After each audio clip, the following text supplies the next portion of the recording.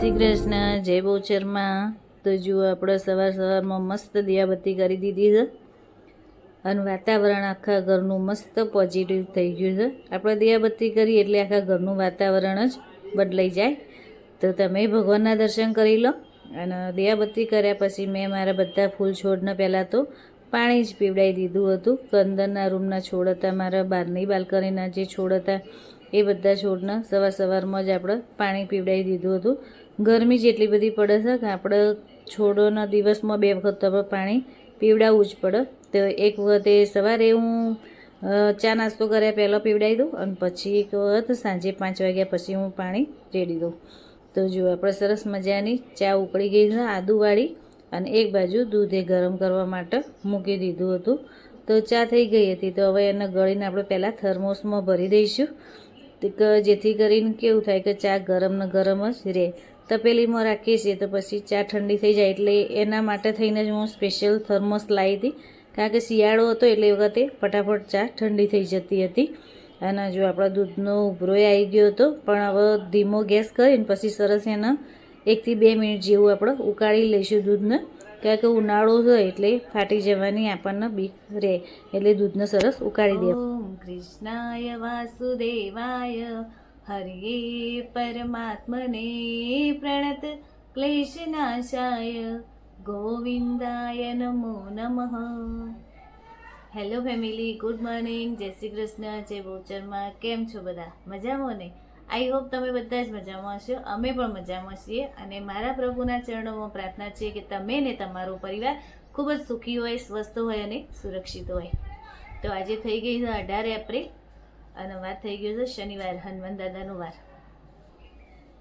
કોઈ પણ સમસ્યાનું સમાધાન એ વાત ઉપર નિર્ભર હોય છે કે આપણો સલાહકાર કોણ છે।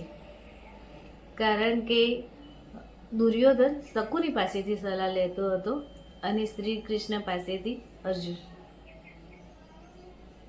એટલે જો આપણને સલાહકાર કોઈ બી માણસ જોડે આપણે સલાહ લેવા જઈએ તો એ સાચો હોય, પ્રમાણિક હોય તો આપણને હંમેશા સાચી જ સલાહ આપશે।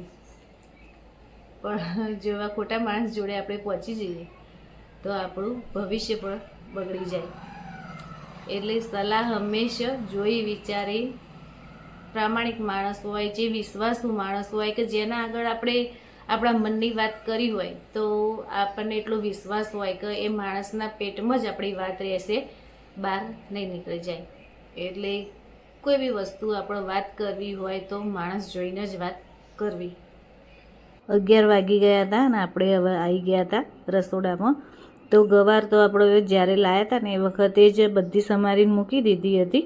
તો 250 ગવાર લાવીએ એમાંથી 2 વખત તો શાક આપણે થઈ જ જાય।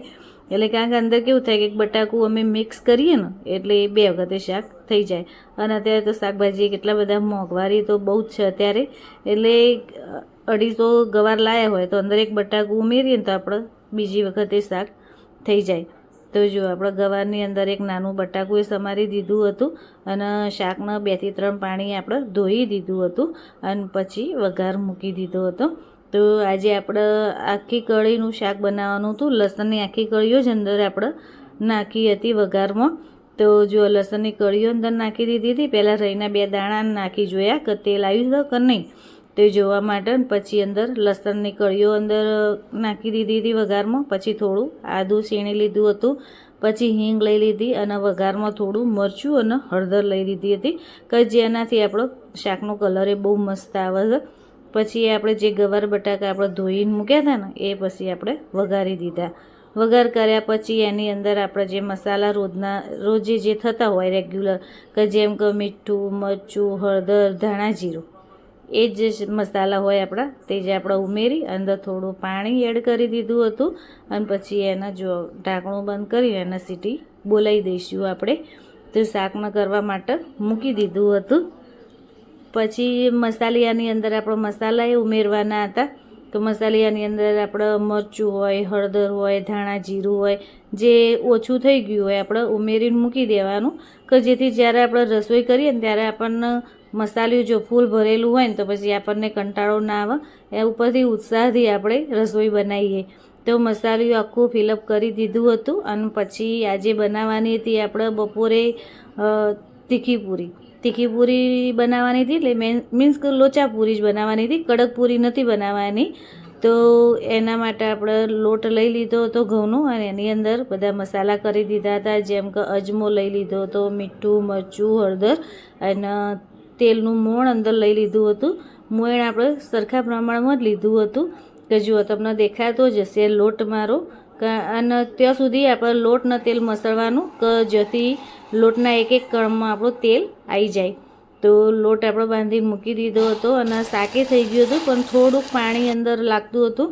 એટલે પછી મેં એની અંદર થોડો પાઉંભાજીનો મસાલો અંદર ઉમેરી અને પછી એને પાણી બાળી દીધું હતું, ને આપણું શાક થઈ ગયું હતું. તો એને ઢાંકીને મૂકી દીધું હતું, અને પછી જો આપણે પૂરી બનાવવા માટે આવી ગયા હતા. તો પૂરી આજે તો આપણે શેપમાં જ બધી બનાવી હતી, કે મોટો રોટલો વણી અને પછી એને વાડકીથી બધી પૂરીઓ એવી રીતે ગોળ ગોળ કાપી લીધી હતી.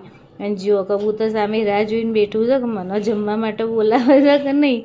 તો આપણી રસોઈ તૈયાર થઈ ગઈ હતી. તો આજે ભગવાનને શાક ધરાવવાનું હતું, આજે શાક લસણવાળું હતું ને, એટલે ખાલી તીખી પૂરી અને રસ એવું આપણે સરસ ભગવાનના થાળ ધરાવી દીધો હતો.